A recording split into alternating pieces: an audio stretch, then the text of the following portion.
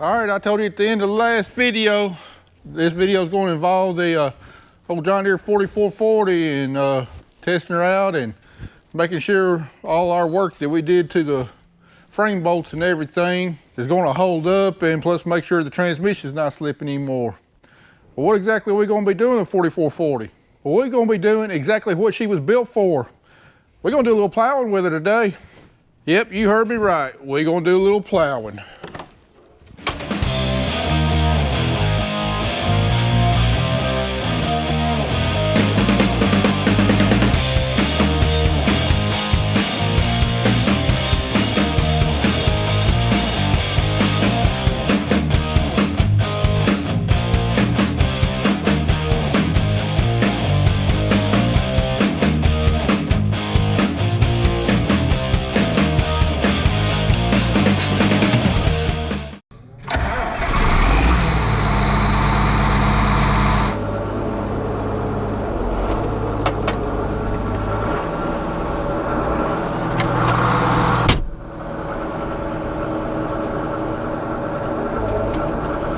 Yeah, we're about to go hook this thing up to the do-all and go smooth out a little ground. Andy's already over in the field that we're going to plow up with a disc. He's been working on a while, and we got kind of a thin standing cover crop over there that's been growing pretty good, so we definitely going to have to disc it at least twice, probably do-all at least twice to try and get that field smoothed up like what we want.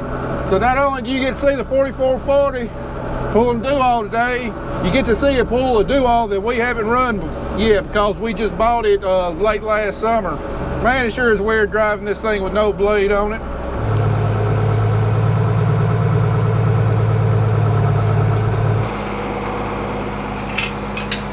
All right, now because we only got two ISO hydraulic adapters on here, the third remote has got John Deere, or requires John Deere fittings, and I don't have any John Deere fittings. The one that's off my blade won't work. We're going to play some musical hoses once we get to the field, swapping out the wings for the hydraulic tilts.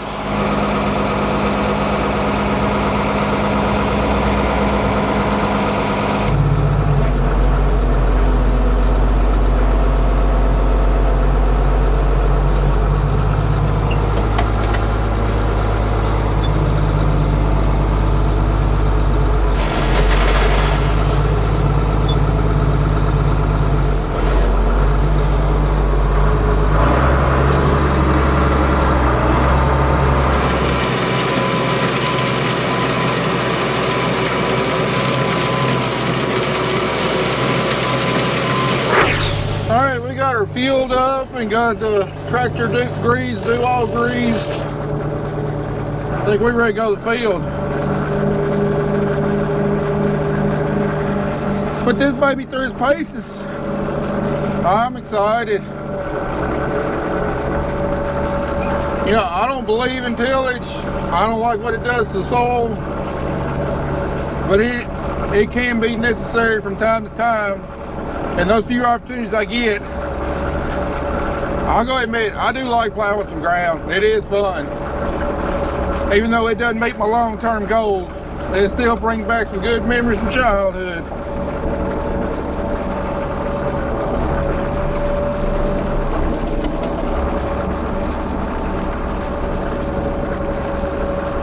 Boy, this sucker's wide behind me.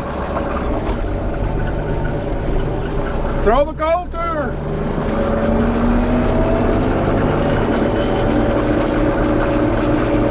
What we got behind this is a Case IH, I think it's a 568 do-all, 25 feet wide, 8-roll wide. It's about 5 foot wider than what our old wore-out do-all was. The do-all doesn't put a terribly heavy load on a tractor, not like a disc does or vertical tillage implement, so I think this 4440 is rated somewhere on 145 horsepower or so. I believe she'll pull it all right. We're gonna find out though. This is gonna be the first time we've had her hooked to something other than a bush hog though.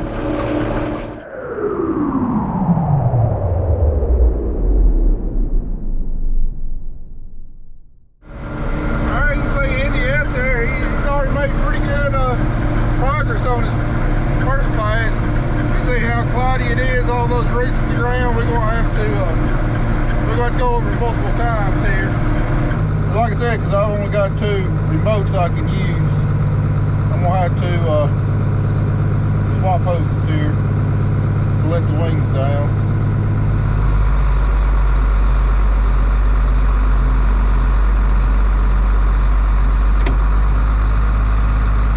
Alright, you can tell up here on this end we had some pretty thick cover crop. This is where I actually drilled where I was running out of seed. The rest of the farm we had aerial seeded and just did not get a very good stand at all. So definitely going to have to wait for Andy to disc this several times before I run over the do-all. Otherwise it's just going to make a mess. So I'm going to go over here and start working on that, because it's probably only going to take about 1 more trip with the disc to get in. So I'm going to do all it, have him disc it, and then I'll do all it again, and it should be good to go. All right, let's put this thing in the ground and see what she'll do.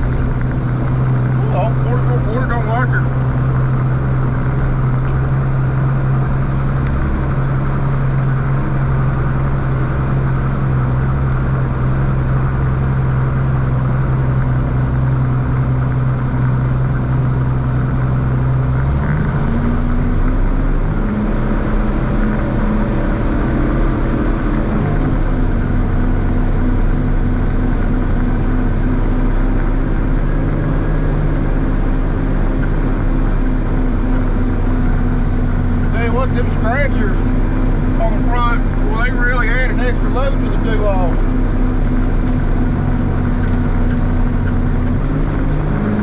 Yeah, 4th gear might be able to be all I can do.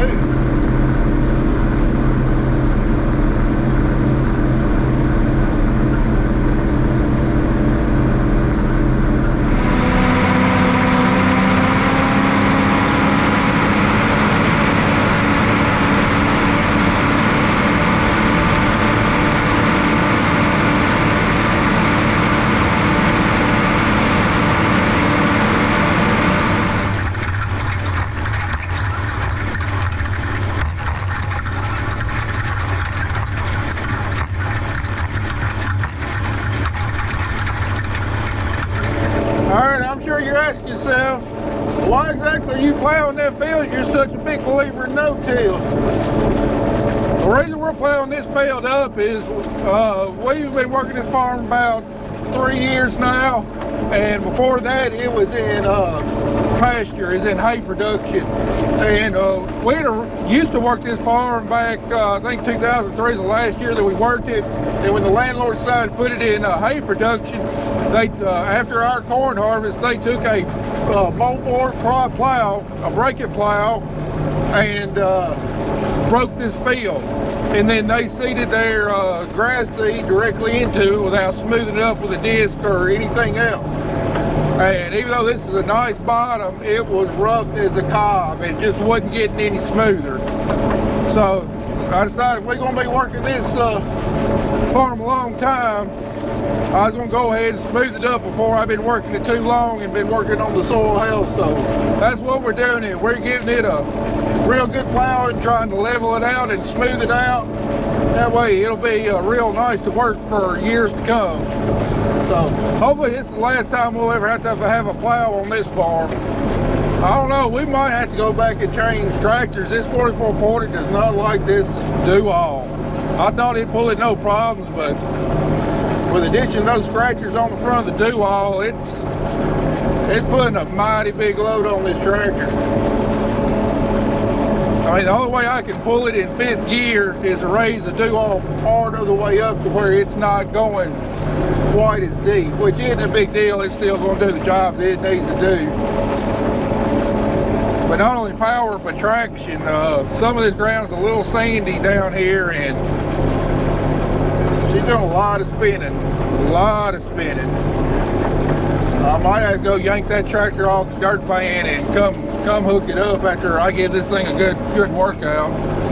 And you see it's pulling them RPMs down pretty good ways. And I got downshift here.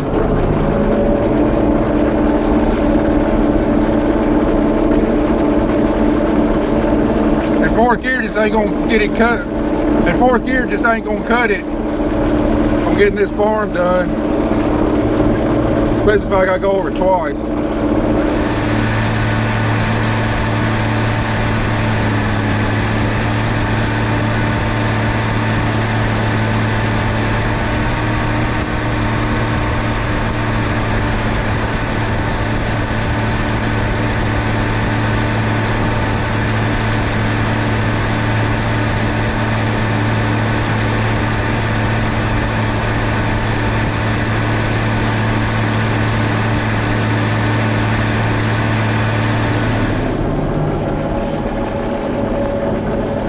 I'm afraid I'm going to have to change tractors as much as I hate to. This transmission still wanting to slip again. I don't know if it's running because it's starting to run a little warm or the oil's getting hot or what. It's definitely not slipping near as bad as it was back when we were bush hogging, but if I push it too hard, it will come to a complete stop.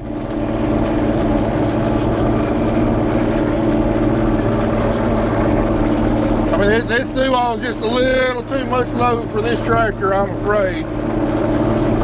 Or at least with the scratches on there, it is.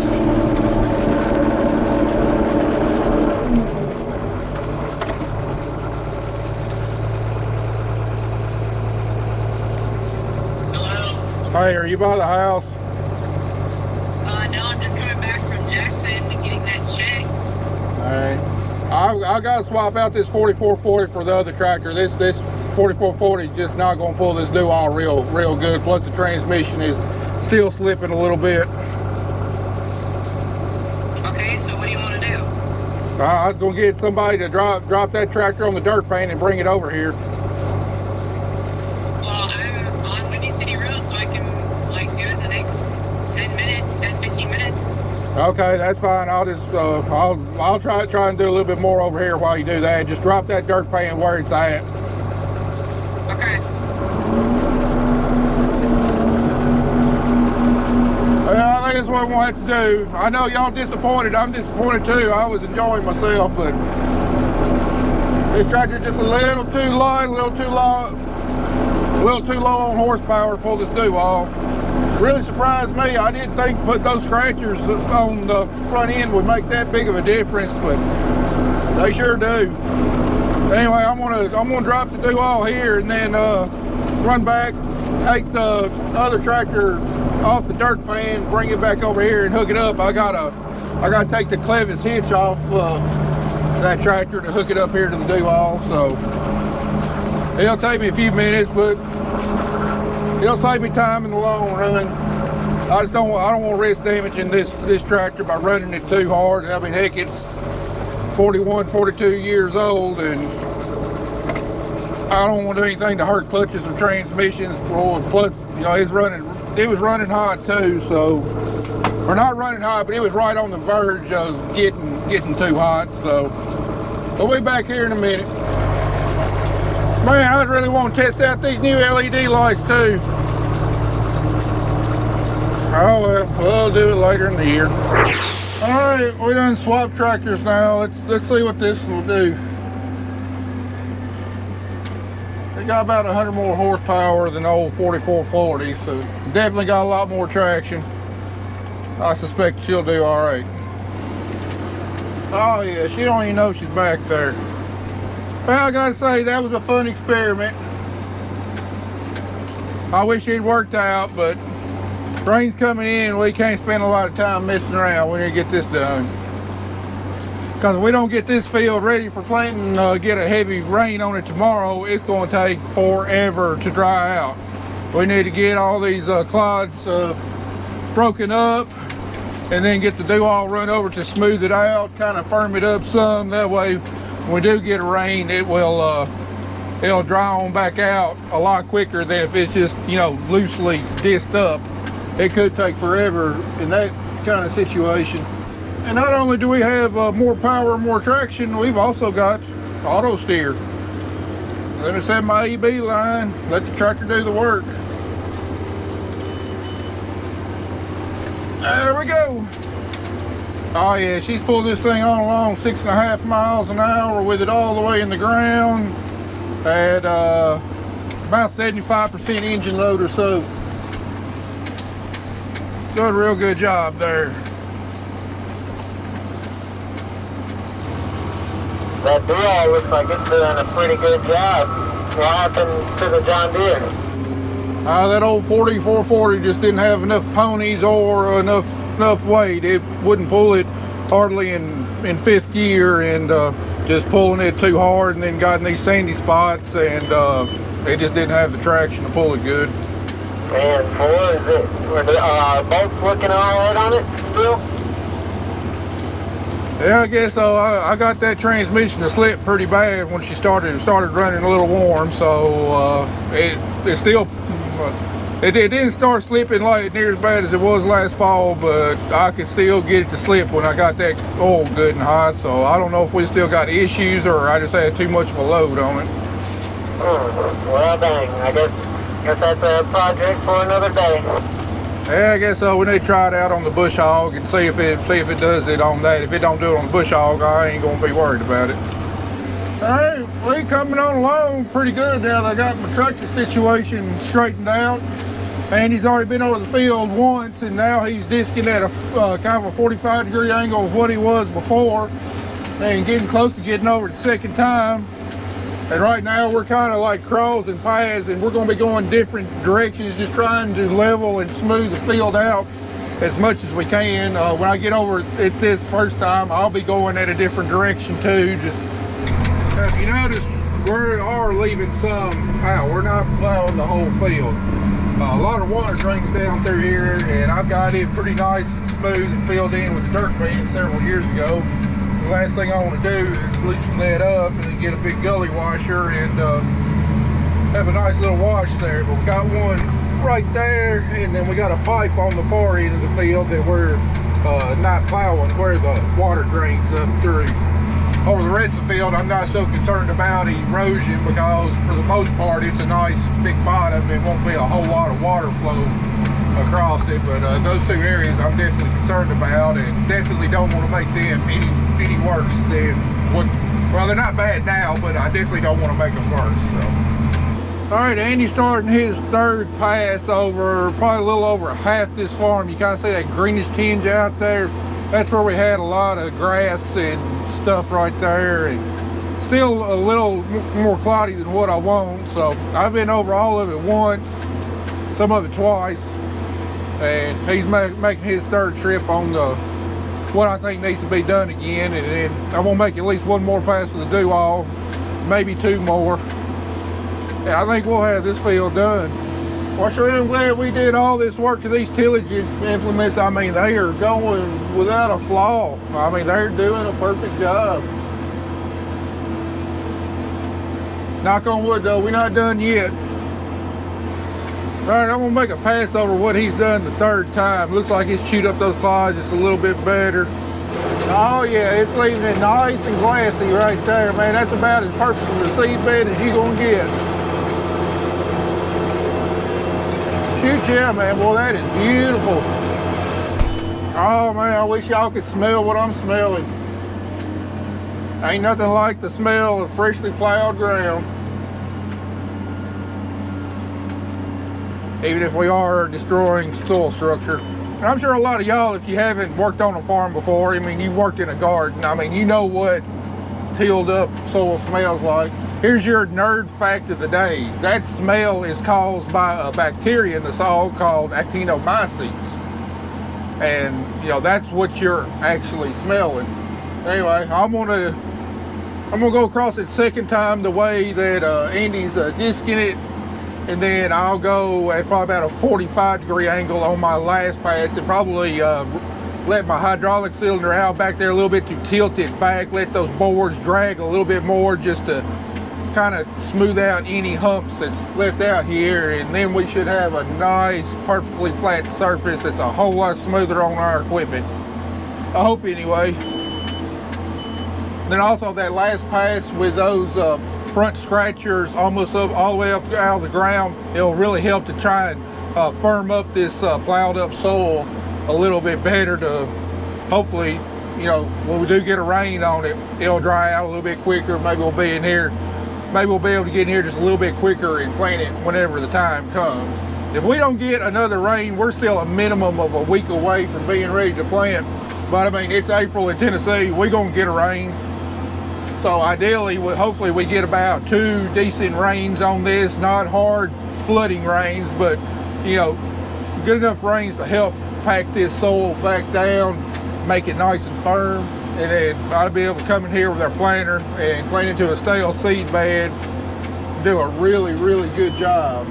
Now, as long as we don't have a repeat of the drought from last year, I really expect to have some big yields off this field. I plan on planting corn here, and if you've been no-tilling a while, if you do you know, 1 tillage pass, you can really boost your yields in that first year because you're introducing a lot more oxygen down in the soil, and all the organic matter that you've built up over those years of no-till, all of the microorganisms in the soil will start feeding on that organic matter and burning through it a lot quicker than what they would in a no-till environment, and that will release a good real good extra flush of nutrients to really help fertilize your crop. And I'm sure you're asking, well, if that's the case, then why don't you plow every single year?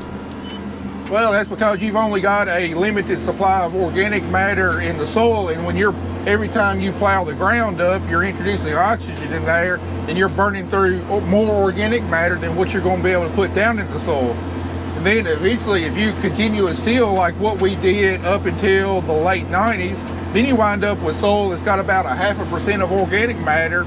It's not real fertile, and you got to apply a lot of synthetic nutrients to your soil in order to be able to produce respectable yields. Well, that's not what we want to do. That's not our philosophy, that's not our goal. Now, where this tillage could potentially hurt us this year, you know, we're destroying all these good soil structure that the soil had, especially right there on the top few inches.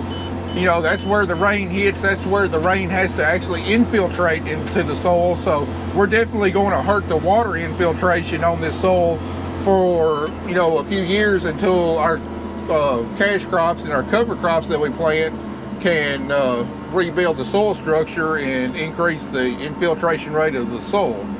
So we go through any hot dry periods with maybe 1 or 2 pop-up showers, you know, that's going to hurt us on yield by not getting as much rainfall into the soil as what it would have occurred if we didn't plow the ground up. Well, Andy should be just about done with what I need him to disc. I'm going to catch up with what he's done and then go over this one more time, and I believe this field will be ready to plant. I'd really love to get my drone up and fly. It'd be a pretty cool shot, but I'm also tired. I want to go home. I'm hungry. Well, Andy, I think you got her plowed up good enough. Just go ahead and carry her to the shop. And Kelly, do you need anything before I head out? I don't think so. I think Kelly's gonna bring me some supper. 10-4. Well, we'll see y'all in the morning. Well, we finally got that field done. About 11:15, 11:30, something like that. All right, we're gonna head back in. I think the rain's actually gonna hold off until maybe after lunch tomorrow, so might get a few more spots plowed up tomorrow before the rain gets in. Well, guys, I reckon we'll just wake up in the morning and see what the weather looks like and go from there. Well, after that late night, it looks like the rain's gonna hold off a little while, so me and Andy headed back to the field. We're gonna do a little bit more plowing. All of our large scale plowing is done. Now we're just gonna be selective. It's got a few spots in some fields here or there to fix, smooth up, and what we're gonna be working on till the rain gets here. We're gonna stay right here close to the shop though. So we're gonna start off by doing a little plowing on where we did that dirt work yesterday, get it nice and smooth, and got a few other areas in this field where I did some dirt work last year trying to kind of fill in some wet areas, and wasn't able to get it smoothed out, just able to dump a little bit of dirt, but hopefully it's dry enough now that we can get these tillage implements in, kind of smooth it out and level it off where don't have problems with it no more. If you notice, I done changed tractors, mainly because I know where the problem areas are, and I'm gonna go in there with the disc, get them all real nice and smooth, and Andy can come behind me on the do-all and get her finished leveled up. All right, what we got here is last place we did all in that dirt yesterday. Gonna run over this a few times with the disc and do-all, and hopefully she'll be ship shape. All right, that looks nice and smooth right there. All right, Andy, on that do-all, make sure you run your wings and floats so that wing can like float up on that edge of that terrace and stuff there. 10-4. All right, here's another view of my adaptive management test plots. Just testing no-till, winter and summer cover crops, and summer cover crops. Of course, the no-till and the summer cover crop plots we've burnt thin down. We only grow the summer cover plots once every 3 years after wheat, and we'll be going back into cotton this year, planting wheat this fall, and then summer cover crops on the summer plots next year. So we got our winter cover plots looking good. Got our burned down strips in them. Hopefully gonna get another good year's worth of data off of this. And my plan was this is gonna be long term. As long as I'm farming, I'm gonna have these in these plots so we can study the long term effects of cover crops on the soil, and hopefully be able to prove yield increases and stuff. What I'd really like to do is, since conventional tillage the last 10 plus years has kind of made a comeback, I'd like to have one of these no-till plots be a conventional till plot. We wouldn't be able to replicate it, but we could do one strip. But I really hate to change protocol of a long-term test for that, especially since we can't replicate it. I think it'd be really interesting to see, especially to be able to track any changes in the soil, especially looking at soil structure, water infiltration and stuff. Although, this has been no-tilled for probably about 24, 25 years now. I guess we could study it'd be nice to be able to study the degradation of the soils with continuous tillage. I don't know. I'm thinking what I might do, might give this another year or two, but the summer cover crop plots, might transition those into conventional tillage. That way we've got no-till, we've got conventional tillage, and then we've got a cover crop plot. Just be able to track that and see what it looks like over the course of the years. I think they give me better information than having the summer cover crop mix in there. What do y'all think? What data do you think was going to be most helpful to y'all as farmers and most useful? Let me know down in the comment section below. All right, what we're looking at here is this used to be 2 fields. There used to be a terrace that kind of winds its way around through there, and we took it out with a dozer several years ago, and doing all that moving of the dirt, there was some erosion where we moved all that dirt, and we kind of got it, and it's kind of washboarded where our rows go across it. So anyway, it's been no-tilled and cover cropped here for, I don't know, 4 or 5 years now. I think the soil is stabilized good enough, got some organic matter, got some glue there in the soil to hold it together. So I'm gonna go hit that washboarded part, try and smooth it up, then we'll come back with a do-all. And again, hopefully we don't get any hard pounding flooding rains that washboards it back out, but I think there's enough glue in the soil from the organic matter to kind of hold it together. Plus we got a lot of roots in there. They're going to be plowed up roots, but we still got a lot of roots in there. Going to have some clumps of grass and stuff. Hopefully that will hold that soil in place. Going to kind of drive through here till we get to the rough spots. All right, here we go.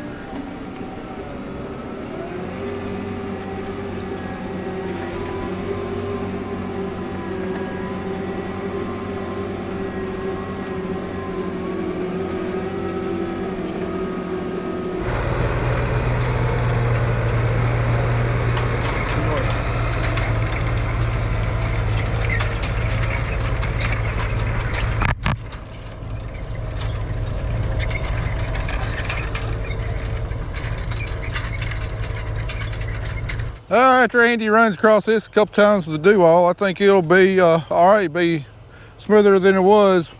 Won't be washboarded anymore. And we still got enough root balls. It's still gonna be cloddy enough that I don't think we're gonna have a erosion problem either. Yeah, the cloddiness will make it a little rough too, but it won't be near as rough as going across washboard washes anyway. Well, I'm sure I'm glad we got all this done before this rain come in. We still got a little bit more tillage need to do, spots around other fields, but really can't get that done until I get my dirt pan work done so we can go behind and smooth it. So I reckon until the storms get here, I'm gonna unhook the do-all from the other tractor, hook back up to the dirt pan, go back to fix some more problem areas in the fields. So appreciate y'all watching. Next video will probably be some more dirt work and some more tillage combined in one video. Look at that. Got some crimson clover starting to bloom. We'll give this probably a week and a half or so. It's gonna be, sure is gonna be pretty out here with that crimson clover blooming. They've got some rape already bolting and blooming, going to provide some real good food source for honeybees. Anyway guys, appreciate y'all watching. See you in the next one.